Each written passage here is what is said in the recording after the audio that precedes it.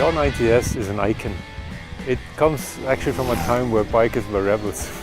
It's a cool bike from the 70s, and the bike has a real great soul.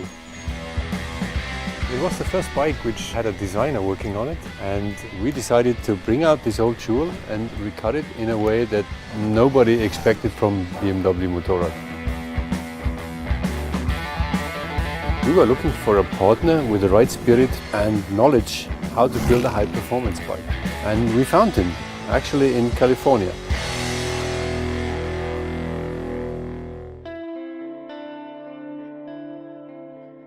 I grew up in Long Beach in Southern California, and I think that the culture I was surrounded with has a big influence on me today. Motorcycles are a huge part of my life. It's really how I express who I am and what I'm about.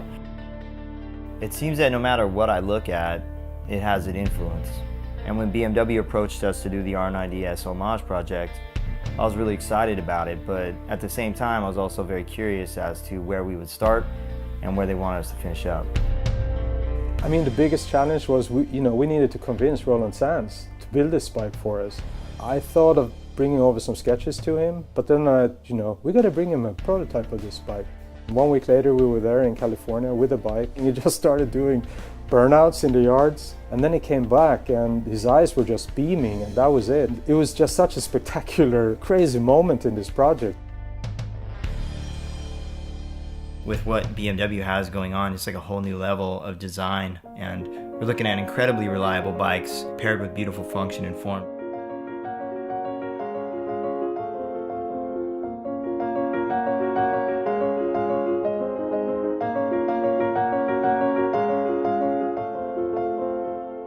What I really love about motorcycle design is that you get to design every bit and piece of the bike. But that's also the challenging bit, because you got to understand every piece and bit of the motorcycle. When you're working on the motor, you got to know what goes on inside of it, otherwise you can't really design it in an honest way. And that's the quality I see within my team.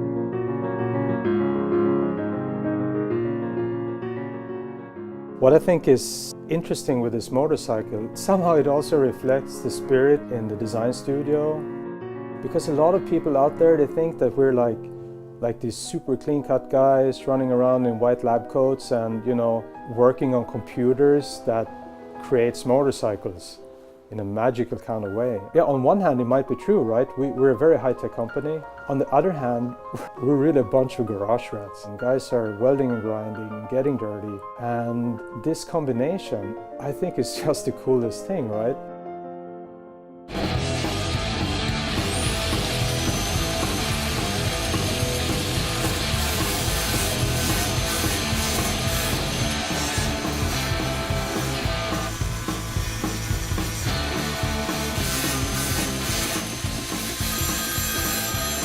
Yeah, hello.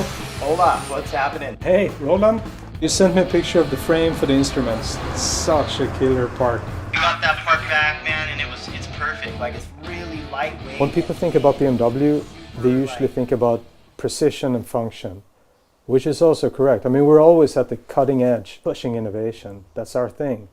But this bike is a bit different. This bike is about heart and soul and garage spirit. This bike is all about emotion. I wasn't expecting it to. What I really like about this bike is that mix between old classic style and new technology. Like, the bodywork is very simple, very clean. It really captures that pureness of the R90S. And then we have all the technology where everything is just littered with the best parts you can get that really speaks high performance. When BMW came to us and said they wanted to do the R90S homage bike, it was a really big project just in general, but we really attacked it from both ends. So it was not only aesthetically correct, but then the fully functional aspect of it as well. All of us had the same vision, which is pretty, I think, unique when you pull people from such different parts of the world together. But I think that it really shows in the end result.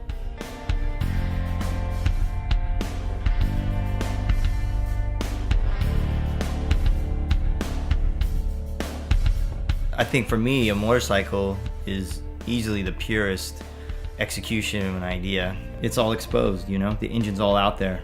Every mechanical piece is exposed to the world, and you really can't hide bad design with a motorcycle. It's all right there.